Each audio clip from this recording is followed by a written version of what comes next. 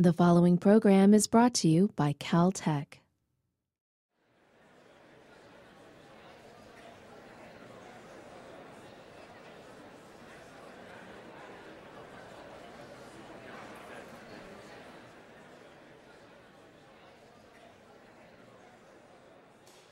Today it's my pleasure to introduce Dr. Logsdon and to welcome him back to Caltech on behalf of the Keck Institute for Space Studies. Dr. John Logsdon is Professor Emeritus of Political Science and International Affairs at George Washington University's Elliott School of International Affairs. He was the founder and longtime director of GW's Space Policy Institute. Dr. Logsdon has authored many articles and essays, including John F. Kennedy and the Race to the Moon, The Decision to Go to the Moon, Project Apollo and the National Interest, and even the main article on space exploration on Encyclopedia Britannica. To list just a few of Dr. Logsdon's many accomplishments, he served as a member of the Columbia Accident Investigation Board. He is a fellow of the American Institute of Aeronautics and Astronautics and the American Association for the Advancement of Science, and he is a member of the International Academy of Astronautics. From September 2008 through August 2009, Dr. Logsdon held the Charles A. Lindbergh Chair in Aerospace History at the Smithsonian Air and Space Museum. He is a highly sought-after commentator on space issues who has appeared on all major broadcast and cable networks in addition to the print media. Today, Dr. Logsdon will be speaking about his 2010 award-winning study, John F. Kennedy and the Race to the Moon. Please join me in welcoming our speaker, Dr. John Logsdon.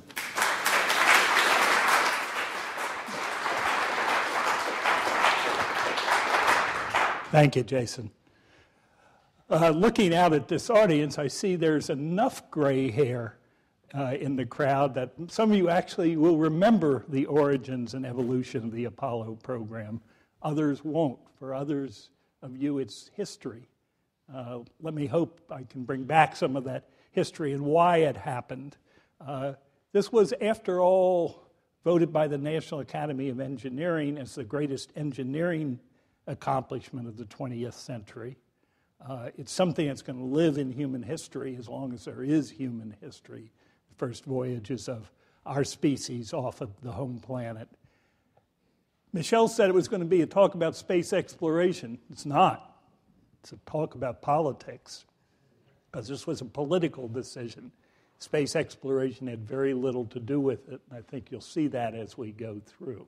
I want to end the talk by reflecting a bit on whether there are lessons from the Apollo experience that are relevant to our extremely confused situation today. So let's go. Here, like good military fashion, is the outline of the talk. These are the topics that I intend to address. Let's see if I get through them all. John Kennedy was a very unlikely president and individual to send Americans to the moon. As he entered office as a writer very close to him, a man named Hugh Sidey, who was the Time Life bureau chief in Washington, said he had less interest and less knowledge on space than almost any other issue. The clearest indication of that was that he gave the job away of running space policy within his administration to his vice president, Lyndon Johnson, who had been very active in the formation of NASA in the early years of the space program. It was kind of, we have Lyndon, he helped us win the election, now let's find something for him to do that isn't all that important so we can get on with our agenda. That changed very quickly, and space very quickly became a Kennedy rather than a Johnson issue, and Johnson, in the 3 years that Kennedy was president, kind of faded into the background on this issue. NASA was in a situation of uncertainty that probably could be said almost at any point in NASA's history. But it was true at the end of the Eisenhower administration. President Eisenhower was not an enthusiast about human spaceflight. He was not an enthusiast at all about racing the Soviet Union for space achievements. And he refused to fund NASA's plans for a follow-on to Project Mercury, which was already called Apollo, even though it was just an Earth orbit and potentially circumlunar program as of 1960.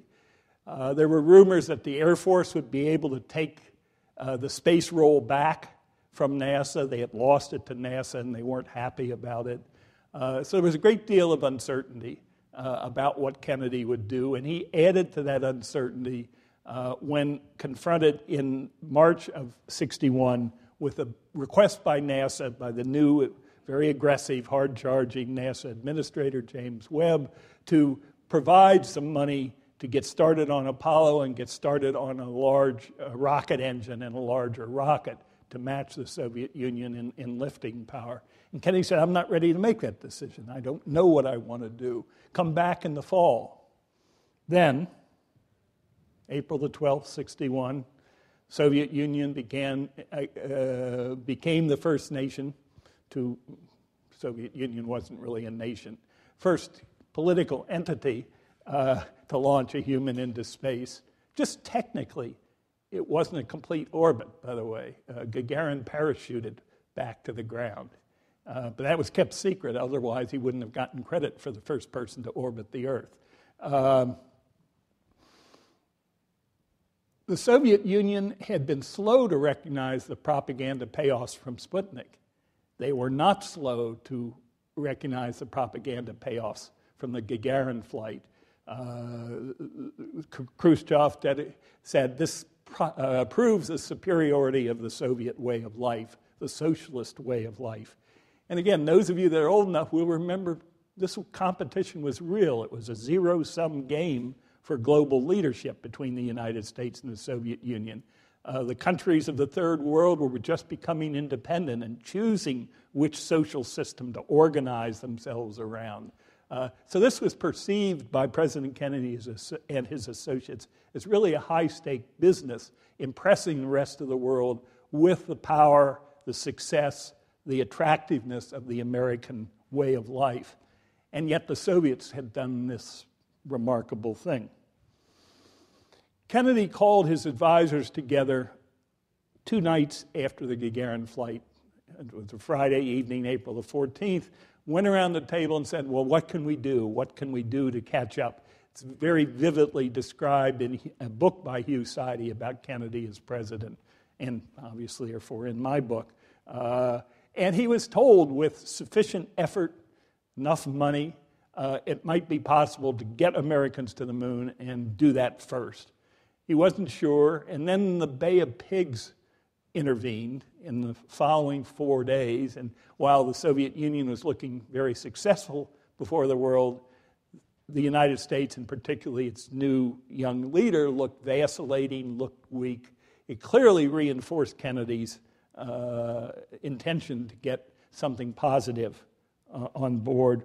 On April the 20th, he wrote this rather classic set of requirements, addressing it to Lyndon Johnson, asking Lyndon to conduct a quick review with the operative sentence, find me a space program which promises dramatic results in which we could win. Those of you that are in the requirements business, that's pretty clear. Space, dramatic, win. There's nothing in there about exploration, by the way. Kennedy had decided to enter and win a space race. Johnson had 2 weeks of very intense consultation. He brought in people from all relevant agencies, from the Hill, particularly from the Senate, because he didn't think the House of Representatives made any difference. This was a day, by the way, time, where the leaders of Congress could lead Congress. They could deliver votes. So if you got the majority leader and the minority leader in the House and the Senate to say, yes, we're behind you, you didn't need a wide consultation with anything like the Tea Party. Wernher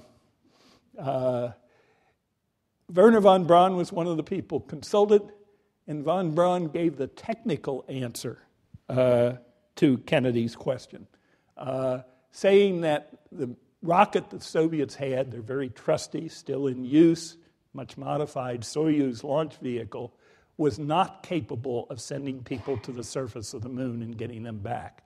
Might be able to send them around the moon, but not to the surface of the moon. Therefore, both the United States and the Soviet Union would have to build a large new rocket to get people to the moon. And von Braun, with his usual self-effacement and modesty, said, "You got me, we will win." And he was right. It's a baseball legend, Dizzy Dean, that said it's not bragging if you can do it. And von Braun delivered with the Saturn V rocket. The political rationale was provided in a memo that went to Kennedy on May the 8th, 1961, and I quoted a couple of sentences out of it. Again, exploration, not part of this. Enhancing national prestige is part of the battle along the fluid front of the Cold War. Kennedy, 2 days later, accepted in principle the recommendation, had the Bureau of the Budget take a look at the costs. Nobody knew what they really would be. Webb had told Kennedy somewhere between 20 and 40 billion. Again, it'd be nice to do cost estimating with that kind of range today, but it's not going to happen. The one thing that did have to happen for this to be possible was the flight of Alan Shepard. Suborbital flight, first U.S. human space flight, really was supposed to happen before Gagarin. There had been a small problem in the predecessor chimpanzee flight in January. Von Braun insisted on putting in a flight to test the fix with a dummy spacecraft, which took place on March the 23rd. That was supposed to be Shepard's flight. Interesting counterfactual question. What if Shepard had been first, even if only suborbital? Would Gagarin's flight have had this kind of impact? We'll never know. Kennedy got very much involved in the decision to go forward with the Shepard flight live on television. Almost all of his advisors said, don't do that so soon after the Bay of Pigs. Don't do it live. It's too much a risk. One of his advisors, actually a Lyndon Johnson space advisor, said, why postpone a success? Kennedy, after thinking about it, agreed with that and went ahead with the decision. And eventually, Shepard was launched very successfully. And on that same day, May the 8th, all the original 7 astronauts met Kennedy for the first time at the White House. That's the picture on the bottom. The picture on the top, Kennedy was called out of a National Security Council meeting and watched Shepard's launch on a little black and white television. As he was watching, Jackie Kennedy walked by, and Kennedy said, come in and take a look at this. If Shepard's flight had been a failure, could Kennedy 3 weeks later have gotten up and said, we're going to go to the moon? Hard to know. But it was not a failure, and you've all seen this. But the dramatic achievements in space which occurred in recent weeks should have made clear to us all, as did the Sputnik in 1957, the impact of this adventure on the minds of men everywhere who are attempting to make a determination of which road they should take. I believe that this nation should commit itself to achieving the goal before this decade is out of landing a man on the moon and returning him safely to the earth. No single space project in this period will be more impressive to mankind or more important for the long-range exploration of space. So exploration did sneak in there. People remember that part of the speech. What they don't remember is Kennedy telling the Congress, and through the Congress, the American public, what was going to be involved in terms of sacrifice to get it done. And presidents don't do this very much. I believe we should go to the moon.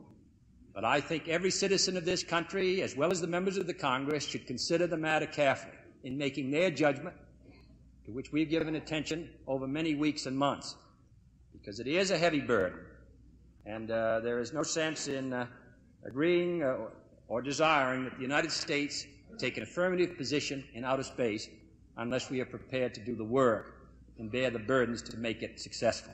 If we are not, we should decide today and this year.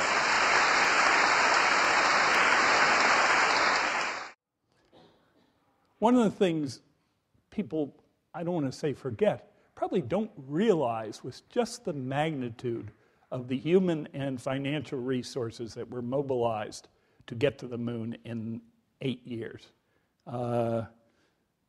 You see the NASA budget increase, 89% the first year, 101% the second year, 40% the third year. That's not going to happen again, certainly not in our lifetime. Multi-billion-dollar investment in building the facilities for Apollo, and NASA doubling in size, or almost doubling in size, and the contractor workforce almost quadrupling in size. This was a warlike but peaceful mobilization of financial and human resources, kind of without precedent. And I tried to think of, look for comparable measures, and this is what I came up with, all adjusted to the same dollars. Somehow I don't believe the Panama Canal number, but maybe people worked cheaper then. The only thing close that I could find was the interstate highway and that project, and that was over the better part of 50 years and financed off budget. People ask me, well, how's that compare with what we've done since then? And it's interesting. The shuttle costs more than Apollo. Shuttle was a 40-year program between approval and its final flight. And just the construction, not the utilization of the space station, was about a third the cost of Apollo. So we've been spending money on space, just not in the same way, in the same concentrated short time period. 61 was built really spent in figuring out, was this real? Yes. Locating the facilities. We could talk, if you wish, about why what was then called the Manned Spacecraft Center was in Houston. It was fundamentally a political decision. The choice of the Saturn V as a launch vehicle, the choice of the Apollo Command and Service Module.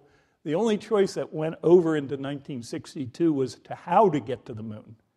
The contenders were to build even a bigger rocket, just fly directly there, to launch pieces of the spacecraft and assemble them in Earth orbit, called Earth Orbit Rendezvous, or what we now know happened, but was really kind of scary at the time, which was to build a lunar module to go only from lunar orbit down to the surface and back, could be specialized for that job, didn't have to carry the heat shield to re-enter the Earth, and therefore could be extremely fragile because it didn't have to deal with atmospheric pressures or any of that sort of thing. That choice of the lunar orbit rendezvous was not finally made until November of 62, tentatively made in June of 62, strongly opposed by Kennedy's science advisors. And once again, he overruled his advisors and said to NASA, "You are responsible for the job, you do it." Kennedy went out in September of 62 as the costs of Apollo were beginning to become more apparent. He was wondering, what did I do? Let me go take a look at this. He went to Huntsville, where he had an argument on the lunar orbit rendezvous decision. He went to Florida, to Cape Canaveral, to see the land that was being acquired for the Apollo launch site. Then he went to Houston. And there he made a speech that most people think is when he announced Apollo. Certainly the people in Houston think that. September the 12th, 1961. And on a hot and humid Houston morning, made his most famous space speech. Here's a little of it. Many years ago, the great British explorer George Mallory, who was to die on Mount Everest, was asked why did he want to climb it. He said, because it is there. Well, space is there, and we're going to climb it. And the moon and the planets are there, and new hopes for knowledge and peace are there. And therefore, as we set sail, we ask God's blessing on the most hazardous and dangerous and greatest adventure on which man has ever embarked. Thank you.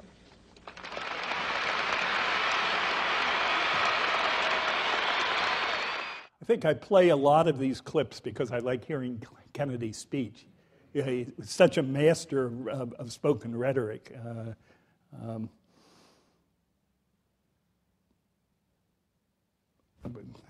Thought went away there.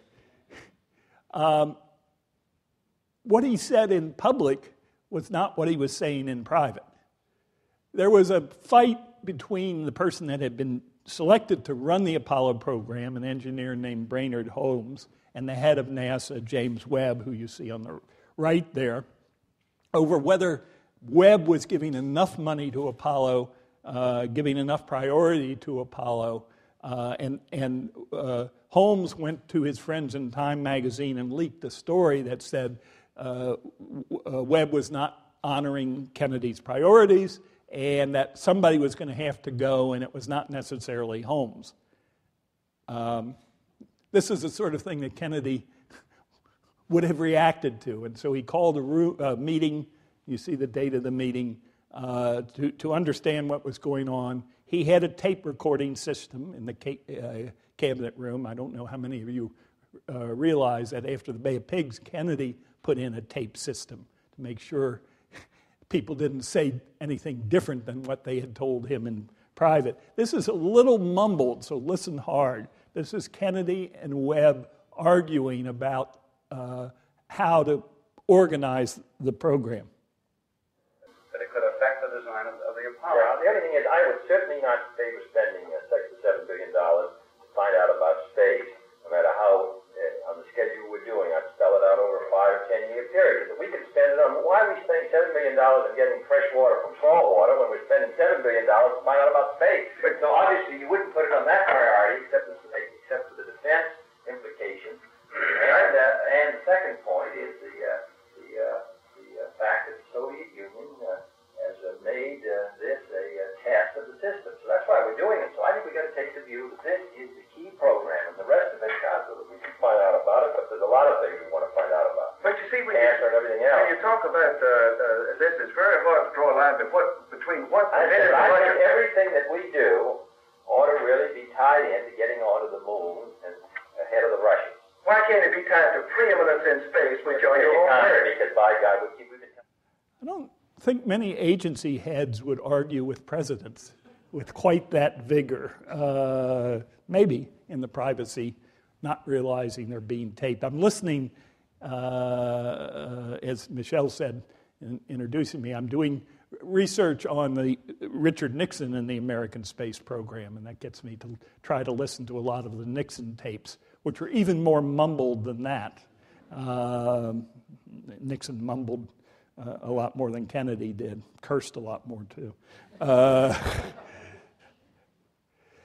There is a kind of urban myth in the space community that Kennedy got up in '61, said, let's go to the moon. Everybody saluted. We provided the resources, and it went straight forward to Apollo 11. Clearly not the case. By the time it became clear that this was going to be real, criticism began to emerge from all parts of the political spectrum. President Eisenhower, still very respected, called it nuts.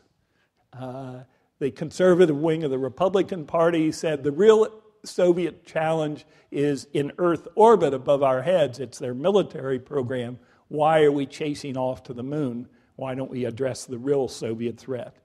The liberal part of the segment said misplaced priorities. The money should be spent on education, housing, social programs, not on a stunt. All of this bothered Kennedy. He took criticism rather seriously. And during 1963, he commissioned 3 separate reviews of the program and its costs and benefits. I don't think he knew, but internal to NASA, it became clear that NASA was having problems meeting the schedule of before the end of the decade. Holmes got fired, and a new man, George Miller, was brought in, and Dr. Miller quickly commissioned a review. And the review came back and said, we'll be lucky to get to the moon before 1971. And Miller made some adjustments in the program. And Congress had become a bit disenchanted and was ready to do a significant budget cut to the NASA budget.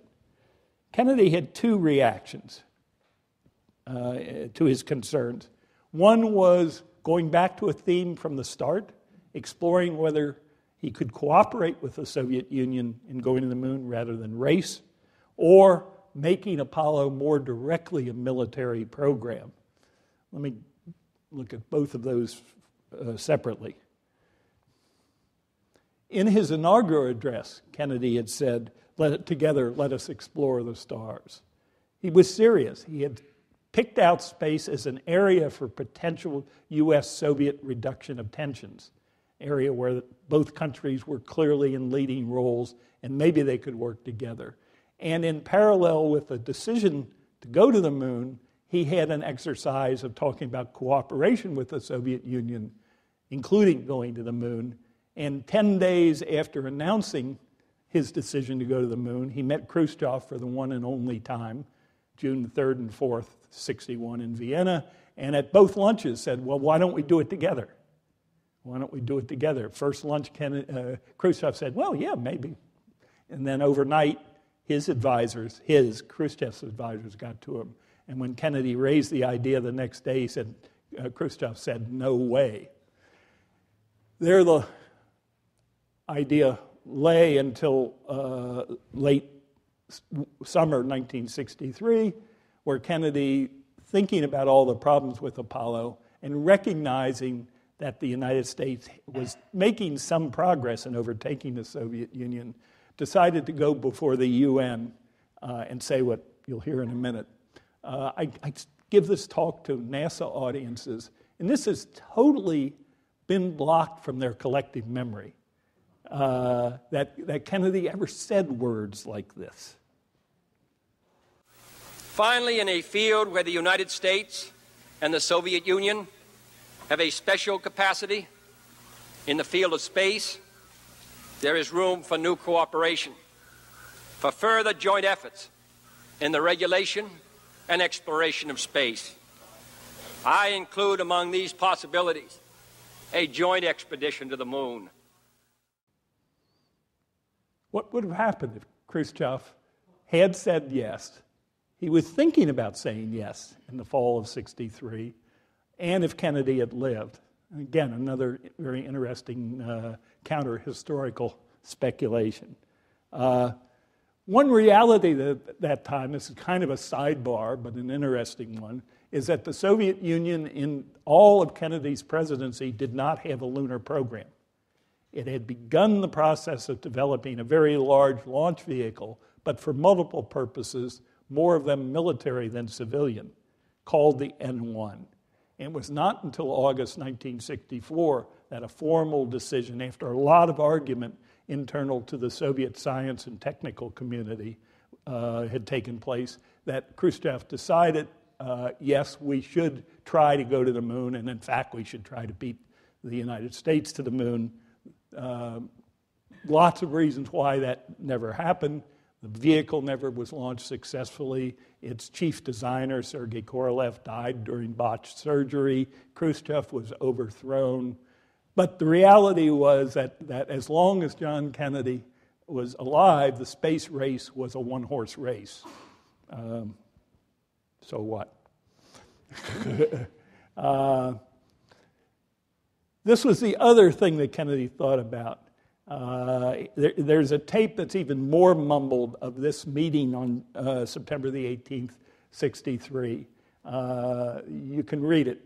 Kennedy was kind of down on the political value of the space program and said, if the Russians don't do something spectacular to dramatize the threat, maybe we should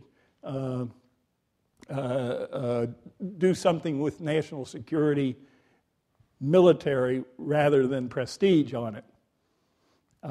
He ordered a review of the program, and that review, there were serious considerations given to slowing down and possibly even canceling the program, or maybe just launching Saturn V to show we had the powerful rocket without going to the moon. Of all organizations, it was the Bureau of the Budget that said, there's no reason to do that. You know, we've got the money. Unless things have changed dramatically, we think it would be the appropriate thing to do is continue on with the program. Kennedy may have been briefed on that review, but its final appearance was November the 29th, and by then he had been dead a week. Before his assassination, he made one final visit to now called the Launch Operations Center, then called the Launch Operations Center, and now called the Kennedy Space Center, on November the 16th, was briefed with models of the big vehicle assembly building, the big Saturn V rocket. One of NASA's leaders, the number 3 person at that time, Bob Siemens, turned out to be a classmate of Kennedy's at Harvard, said it's probably the first time he realized the dimensions of what the program was about. And then he went out to the launch pad where a Saturn I was getting ready to be launched and was briefed by Wernher von Braun. I like to show this short video. You'll see why. I can't find the audio. It'd be nice to be able to listen to Wernher.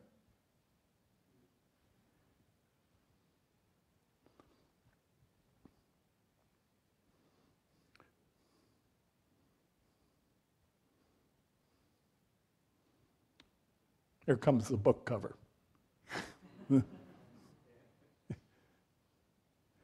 What would have Kennedy done if he had lived?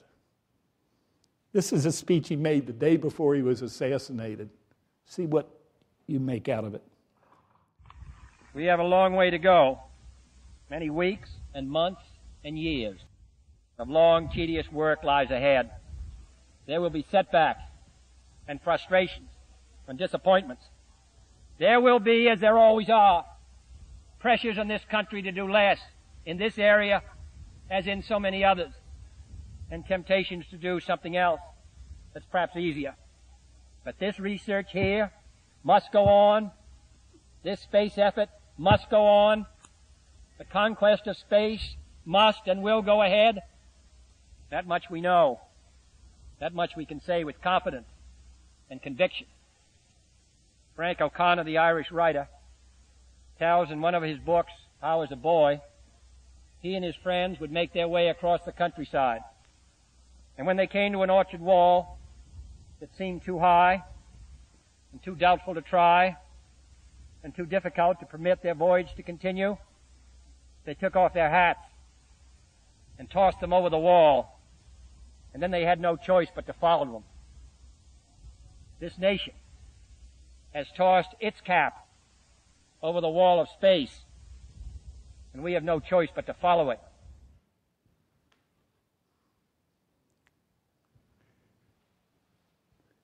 Kennedy's decision to go to the moon and his willingness to implement that decision, unlike the past 2 times since then that there has been a presidential commitment to go to the moon, but no willingness to implement it, were based on a set of assumptions, each of them challengeable.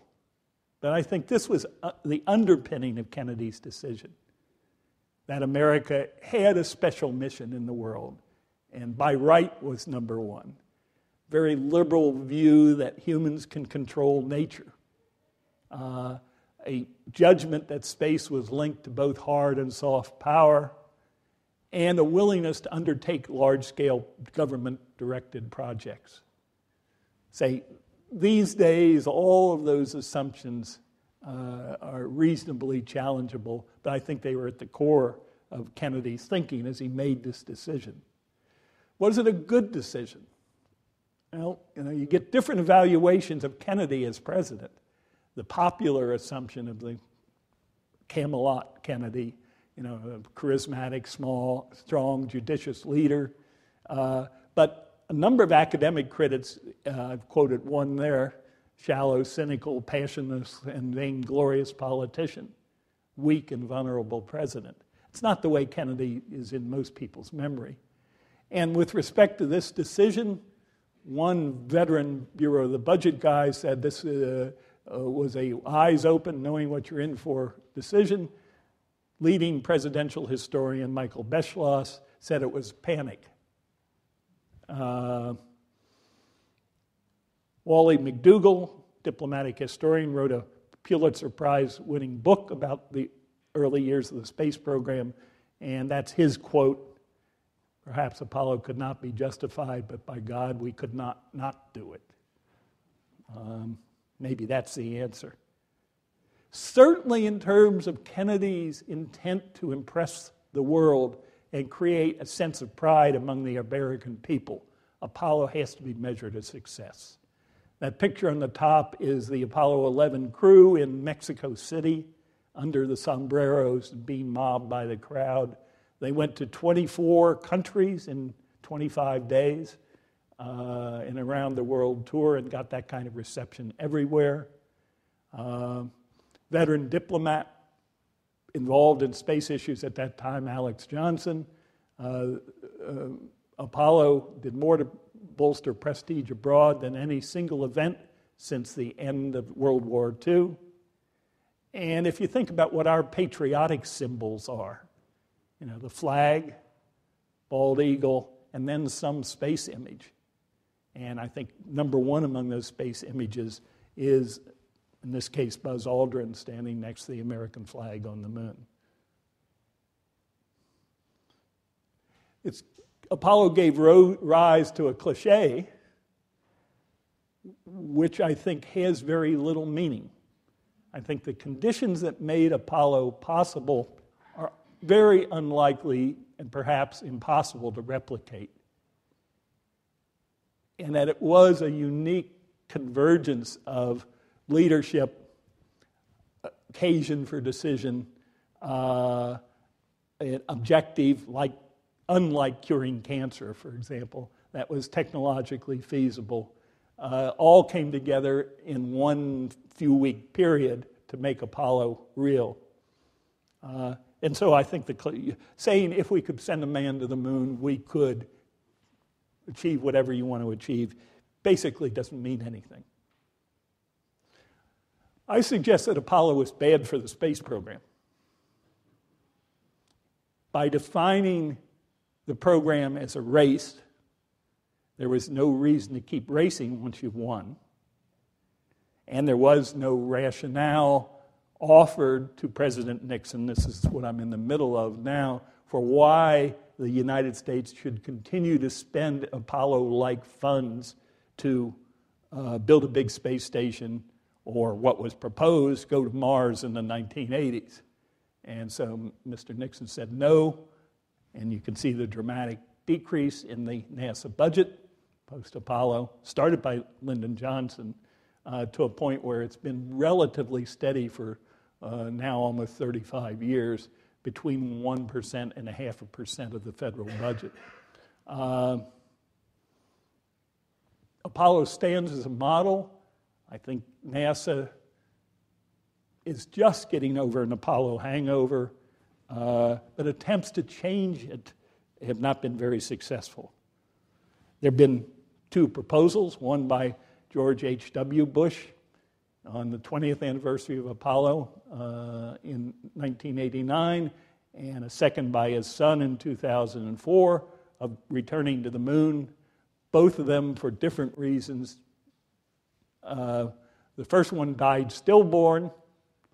The second one, President George W. Bush never provided the money to back up his commitment. We now have a new space policy that calls for going to an asteroid. And if you follow space matters at all closely, and I would expect most of the people in this auditorium do, you know that has not commanded much enthusiasm. Mr. Obama, I thought, rather unfortunately, dissed the moon. I understand that some believe that we should attempt a return to the surface of the moon first, as previously planned. But I just have to say, pretty bluntly here, we've been there before. Buzz has been there. There's a lot more of space to explore and a lot more to learn when we do. So I believe it's more important to ramp up our capabilities to reach and operate at a series of increasingly demanding targets while advancing our technological capabilities with each step forward. And that's what this strategy does. And that's how we will ensure that our leadership in space is even stronger in this new century than it was in the last.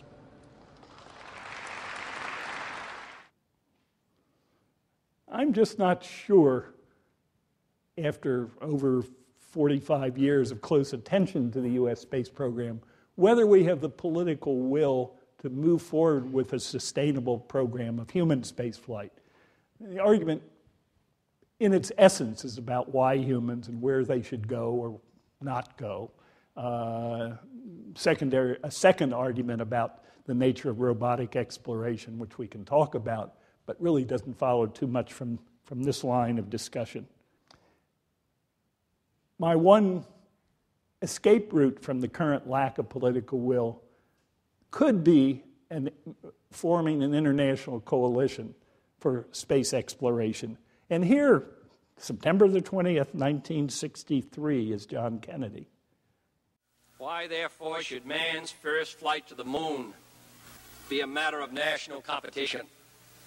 Why should the United States and the Soviet Union, in preparing for such expeditions, become involved in immense duplications of research, construction, and expenditure?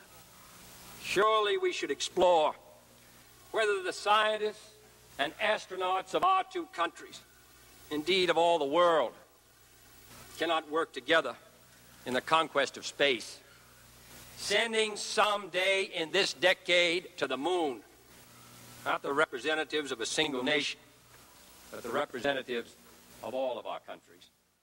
Well, Kennedy was a little ahead of his time, but maybe in the 21st century something like that can be done. Without it, I do not think that sustainable human exploration is a very likely outcome. Still, we did Apollo. 6 lunar landings.